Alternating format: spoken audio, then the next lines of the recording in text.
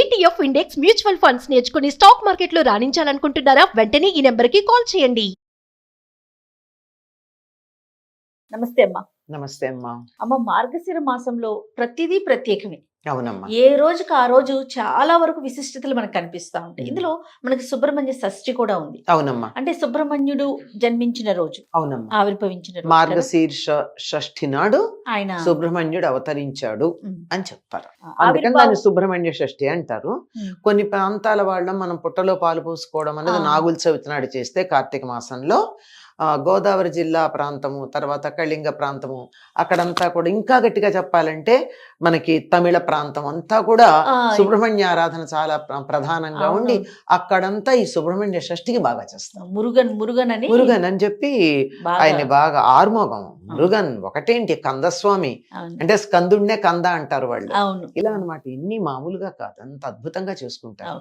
ఒకసారి ఆయన అవతారం ఏ విధంగా జరిగిందో చెప్పండి అమ్మా.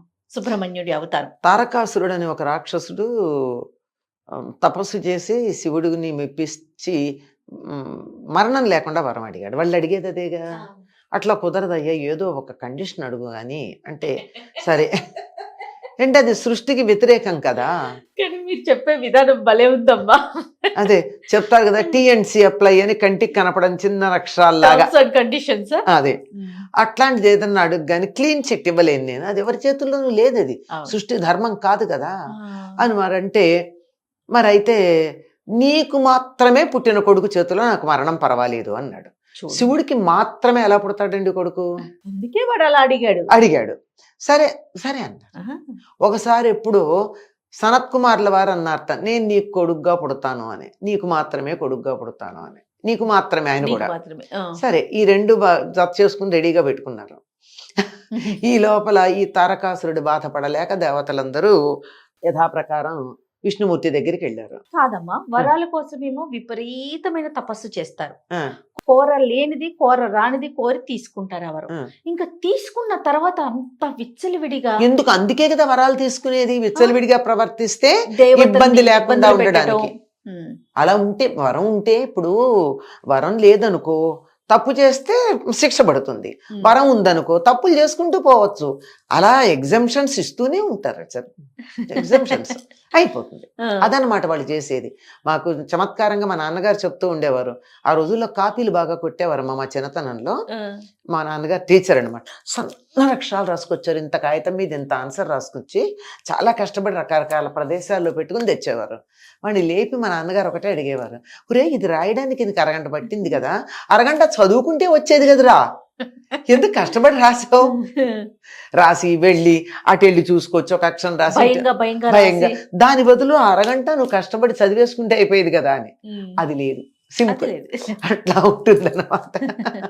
అయితే దేవతలందరూ అడిగితే అప్పటికి శివుడు కొడుకు చేతిలో తప్ప వాడు చావడు కదా, మరి ఎట్లా అంటే శివుడు తపస్సు చేసుకుంటున్నాడు. అప్పటికే దాక్షాయణి సతీదేవి యోగాగ్నిలో శరీరం వదిలేస్తే శివుడు తపస్సుకు వచ్చాడు. ఇది నాకు చాలా నచ్చే విషయం. భార్య పోతే తపస్సుకు వెళ్ళాడు కానీ మళ్ళీ పెళ్లి చేసుకోవడానికి సిద్ధపడలా. ఇది మనకి మన దేవతలను చూసి నేర్చుకోవాల్సిందే. అవునమ్మా. పైగా ఎక్కడ తపస్సు చేసుకుంటున్నాడు? హిమాలయాల దగ్గర. ఏం మేరు పర్వతం దగ్గర చేసుకోవచ్చు, కైలాసం దగ్గర చేసుకోవచ్చు, హిమాలయాల దగ్గర ఎందుకు చేసుకుంటున్నాడు? అక్కడ సతీదేవి పార్వతిగా పుట్టింది కనుక ఆకర్షణ అక్కడికి ఎలా వెళ్ళింది. శరీరాలు మారిన జీవాత్మల యొక్క ఆకర్షణ ఎలా ఉంటుందో ఇక్కడ మనం అర్థం చేసుకోవాలి. అది దాంపత్యం అంటే. అక్కడ తపస్సు చేసుకుంటూ ఉంటే ఆ తపస్సు భంగం చేస్తే గాని ఆయనకి మళ్ళీ బయటికి రాడు, ఆయన కొడుకు పుట్టడు, దేవతలకి రక్షణ జరగదు. సరే మన్మధుడిని పంపారు, వెళ్ళాడు. మన్మధుడు ప్రయత్నం చేశాడు కానీ మన్మధుడి ప్రయత్నానికి మన్మధుడే శరీరం పోగొట్టుకున్నాడు. ఇక్కడ నేను ఎప్పుడు చెప్తూ ఉంటా, operation success but doctor died, not patient. Doctor died. అది అనిపోయింది. పార్వతీదేవికి అర్థమైంది ఏ బాహ్య ప్రయత్నం వల్ల కూడా శివుడు దక్కడు అని. అందుకని ఆవిడ కూడా తపస్సు చేసింది. మొత్తానికి వాళ్ళకి వివాహం అయింది. ఇది చాలా విస్తృతంగా చెప్పుకోవాల్సిన విషయం, కానీ ఇక్కడ కుమారస్వామి గనక దాన్ని క్లుప్తంగా చెప్పుకోవడం అయ్యింది. వారు చాలా ఆనందంగా ఉన్నారు. ఆనందంగా ఉన్నప్పుడు ఎక్కువ కాలం వాళ్ళు రతి క్రీడలో సమయం గడిపారు. అప్పుడు వాళ్ళకి పుట్టేటటువంటి కొడుకు దేవతలందరినీ బాధ పెట్టేస్తాడు, తట్టుకోలేం, వాడి శక్తి ముందని చెప్పి అక్కడి నుంచి నా వెలుగు చూసి వీడు తట్టుకోలేకపోయారు. ఆ సమయంలో రుద్రాంశ విజృంభించింది శివుల్లో. ఆయనకి ఉన్నాయి కదా అష్టమూర్తులు ఉన్నాయి, అందులో రుద్రుడు ఒకడు. ఆ రుద్రాంశ విజృంభించేటప్పటికి తట్టుకోలేక దీన్ని భంగం చేయాలని దేవతలు ఆలోచించారు. అలా భంగం చేసిన కారణంగా శివుడి యొక్క రేతస్సు కింద పడిపోయింది. పడిపోతే పార్వతీదే బాధపడింది, నాకు కొడుకులు లేకుండా చేశారు కదా, సంతానం లేకుండా, అందువల్ల దేవతలు ఎవరికి పిల్లలు ఉండరు అని శాపం ఇచ్చేసింది. కానీ ఇది కదా వీళ్ళకి కావాలి, దేవతలకు కావాల్సింది అది. దానికోసం ఏం చేశారు, ఈ రేతస్సును ఎవరు భరించగలరు అంటే ఈవిడిని అడిగారు, గంగాదేవిని అడిగారు. అప్పుడు గంగాదేవి అయితే పార్వతి అసూయ పడదు అని వాళ్ళకి ఆశ, సొంత అక్కగారు కదా. గంగలో దాన్ని వదిలితే గంగాదేవి కూడా తట్టుకోలేనంతగా ఉంటే దానికి సహకరించమని అగ్నినిను వాయువుని కోరుకున్నారు వాళ్ళక్కడ. దీన్ని మొత్తం మీద అక్కడ వచ్చేసి రెల్లు పొదల దగ్గర ఆగిపోయింది అది. అప్పటికి ఆ పిండం ఎదిగి రెల్లు పొదల్లో ఒక బాలుడు ఏర్పడ్డాడు. ఇక్కడ ఈ వచ్చినప్పుడు ఈ అగ్నే చల్లబడిపోయింది, ఆ వేడికి తట్టుకోలేక. అగ్ని చల్లబడిపోయింది, తట్టుకోలేకపోయింది. అగ్నికి వాయువు తోడైతే కూడా వాళ్ళిద్దరు కలిస్తే కూడా అవలేదు. అలా అయిన దాన్ని అక్కడే అప్పుడు రాగి, బంగారం, తర్వాత వెండి 3 అక్కడ తయారైనాయి అప్పుడు ఆ ప్రాంతాల్లో. ఈ వేడికి తట్టుకోలేక అగ్ని ఘనీభవించినటువంటి చోట అలా తయారయ్యాయి అంటారు. రెల్లు పొదల్లోకి వెళ్ళి రెల్లు పొదల దగ్గర ఆ పిండం అలా ఆగి ఉద్భవించింది. దాన్ని శరవణము అంటారు. శరవణము, శరము అంటే రెల్లు, వనం అంటే పొద, రెల్లు పొద, శరవణం అంటారు దాన్ని మళ్ళీ నా పక్కన. అయ్యాక శరవణ భవుడు అని ఆయనకి పేరు రావడం జరిగింది. ఎందుకు ఇక్కడ జరిగింది అంటే ఒకప్పుడు ఎప్పుడో ఆ శరవణం అని చెప్పబడేటటువంటి ఒక సరస్సు అమ్మవారి గురించి ప్రార్థించి, నాకు ఇక్కడ నీ సంతానం ఇక్కడ ఉండాలని కోరుకోవడం, అమ్మవారు ప్రతిరూపమే అది, అందుకని అక్కడ ఆగింది. అక్కడి నుంచి ఓ బాలుడు వచ్చాడు. ఆ బాలుడు అగ్నితత్వం కదా, ఆకలితో కెవ్వుమని ఏడిచాడు. అవసరం ఎవరిది, దేవతలది. అందుకని దేవతలు వచ్చి పాలెవరిస్తారా అని చూశారు. చూస్తే అక్కడ కృత్తికలు కనపడ్డారు. ఆ కృత్తికలను అడిగారు. అంటే వీడు సప్త ఋషుల్లో వశిష్ఠుడు తప్ప మిగిలిన 6 ఋషుల యొక్క భార్యలు. అడిగారు. ఇస్తాం గాని పిల్లవాడు మా పేరు మీద ప్రఖ్యాతి పొందాలి అన్నారు. ఎవరి బిడ్డ అంటే మా బిడ్డను పాలిస్తాం, మా బిడ్డగా లోకంలో ప్రఖ్యాతి పొందాలన్నారు. సరేనన్నారు, దేవతలు అవసరం కదా. సరే ఆ పిల్లవాడి దగ్గరికి వెళ్ళి మేము ముందిస్తాం అని, మరి 6 కదా పెడితే ఆ పిల్లాడు ఏం చేశాడు, 6 ముఖాలు వేసుకుని ఒక్కసారి 6 దగ్గర పాలు తాగాడు. ఈ తాగడంతో చాలా పెద్దవాడైపోయాడు. పొద్దున పుట్టాడు, మధ్యాహ్నం పాలు తాగాడు, సాయంకాలానికి బయలుదేరాడు. దేవసేనకి ఆధిపత్యం ఇచ్చేశారు అతనికి. వెళ్ళి తారకాసుర సంహారానికి బయలుదేరాడు, వెళ్ళి సంహారం చేశాడు. ఈయనకి ఎన్ని పేర్లు, పార్వతి కొడుకు, శివుడు కొడుకు, రుద్రాంశుడు, తర్వాత ఆగ్నేయుడు అంటారు, అగ్నింశతో ఉన్నవాడు, గాంగేయుడు గంగలో పుట్టాడు, శరవణభవుడు శరవణంలో పుట్టాడు, కార్తికేయుడు కృత్తికల వాళ్ళ వల్ల పేరు పొందినటువంటి వాడు, 6 మొగం షణ్ముఖుడు 6 ముఖాలు కలిగినటువంటి వాడు, దేవసేనకు అధిపతి కనుక దేవసేనాపతి. మన శరీరంలో ఉండే వెన్నెముకని ఆశ్రయించుకుని ఉండేటటువంటి కుండలినికి అధిపతి కనుక వల్లీపతి. ఆయనకి పేర్లు ఎన్ని పేర్లు ఉన్నాయి. ఈయన పుట్టినటువంటి రోజు మార్గశిర శుద్ధ షష్ఠి. ఆయనకి సంబంధించిన వృత్తాలు ఎన్నున్నాయో ఒక్కొక్క ఘట్టం తెలియజెప్పేటటువంటి క్షేత్రం తమిళనాడులో ఒక్కొక్క 6 క్షేత్రాలు ఉన్నాయి. ఒక్కొక్కటి ఒక్కొక్క ఘట్టాన్ని జీవితానికి సంబంధించిన ఘట్టాలు చెప్తాయి. దీన్ని చాలా గొప్పగా తమిళనాడు గోదావరి తీర ప్రాంతం వాళ్ళు జరుపుకుంటారు సుబ్రహ్మణ్య షష్ఠిని. గోదావరి జిల్లాలో అయితే దీన్ని సుబ్బారాయుడు షష్ఠి అంటారు. పాటలు కూడా ఉన్నాయి. సుబ్బారాయుడు షష్ఠి, చూచి వద్దాను రండి, మా ఇంట్లో పెళ్లి, మళ్ళీ వద్దాను రండి అంటే అది పాటల్లో కూడా వచ్చేటంత రండి. సుబ్బారాయుడు షష్ఠి ఎంత జాతర జరుపుతారంటే మామూలుగా కాదు. ఎక్కడమ్మా?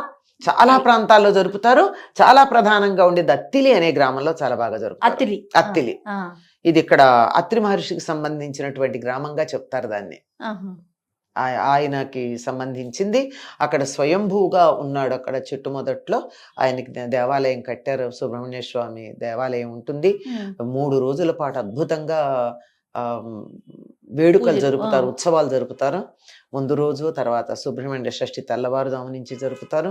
ఇంకా సాయంకాలం అయ్యేటప్పటికి ఊరేగింపు ఉంటుంది. సాయంకాలం దీపాలు పెట్టాక ఎప్పుడు 6:30, 7, 8 ఆ ప్రాంతాలు బయలుదేరతారు. తెల్లవారేదాకా ఊళ్ళో తిరుగుతుంది ఆ ఊరేగింపు.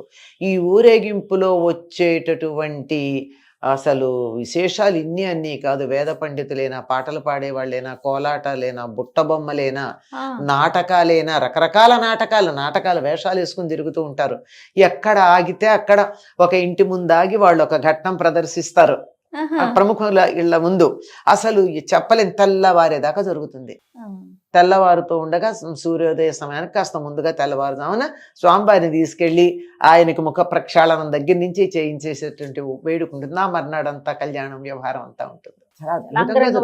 అసలు చెప్పలేము ఎంత పెద్ద జాతర ఉంటుందో చెప్పలేము. అందరూ కూడా ఎన్నెన్ని చుట్టుపక్కల గ్రామాల నుంచి అలా ప్రవాహంలాగా, వరద ప్రవాహంలాగా జనాలు వస్తూ ఉంటారు. ఇంకా పెట్టేటటువంటి కొట్లైనా అవన్నీ మనకి తిరణాలంటారే, అట్లా రకరకాలం అన్నమాట. ఇంకా అసలు చెప్పలేము. అదంతా గ్రామం అంతా నిండిపోతుంది. చెరువు ఊర్డు నుంచి ఆ చుట్టుపక్కలంతా కూడా ఫుల్, మామూలుగా ఉండదు. అంత అద్భుతంగా జరుగుతుంది.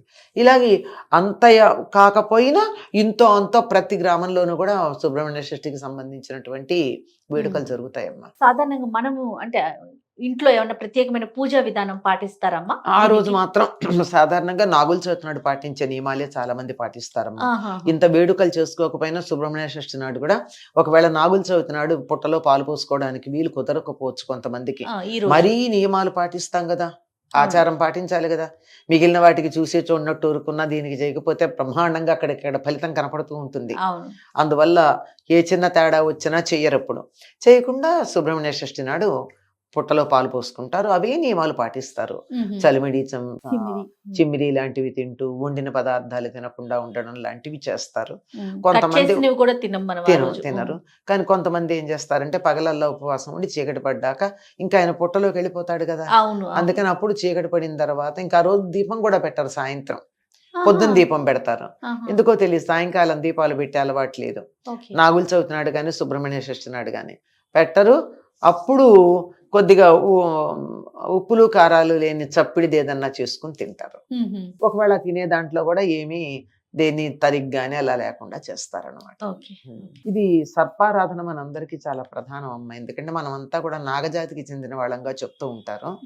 చేత సర్పాలను ఆరాధించడం అన్నది మామూలుగా అయితే ఏది పాముల్ని, తేళ్లని ఆరాధిస్తారు. వీళ్ళంతా చెట్లని పుట్టలని ఆరాధిస్తారు భారతీయులు, అనాగరికులు అంటారు. కానీ మన శరీరంలో ఉండే శుక్రధాతువుని ఆరాధించటానికి సింబాలిక్గా దీన్ని ఆరాధిస్తాం. నమస్తే అమ్మ.